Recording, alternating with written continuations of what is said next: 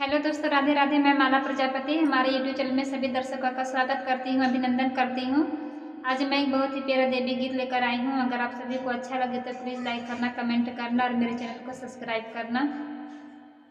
पूर्व ही देशवा से आवले धबिनिया हो दवाई हो लागना, देवी मैया के चुनरिया हो धवाई हो लागना, देवी मैया के चुनरिया हो धवाई हो लागना। पूर्व ही देशवा से आवले धबिनिया हो धवाई हो लागना, देवी मैया के चुनरिया हो धवाई हो लागना, देवी मैया के चुनरिया हो धवाई हो लागना।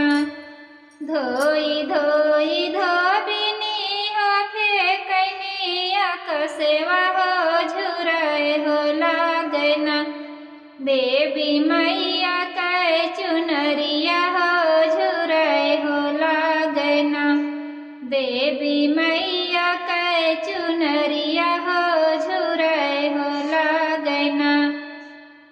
पूर्व ही देशवा से आवले धबिनिया हो धवाई हो लागना, अम्बे मैया के चुनरिया हो धवाई हो लागना, अम्बे मैया के चुनरिया हो धवाई हो लागना।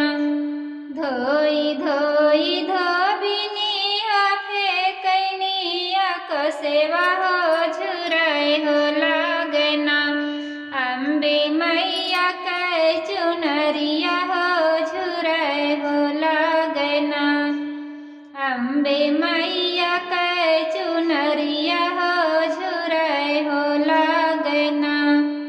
पूर्व ही देशवा से आवनी धबिनिया हो धवाई हो लागना, शीतला मैया के चुनरिया हो धवाई हो लागना, शीतला मैया के चुनरिया हो धवाई हो लागना।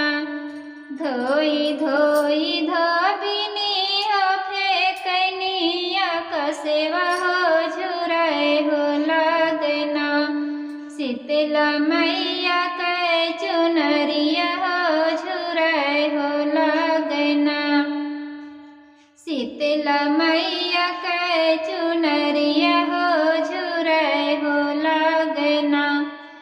पूर्व ही देशवा से आवले धबिनिया हो धवाई हो लागना, काली मैया के चुनरिया हो धवाई हो लागना, काली मैया के चुनरिया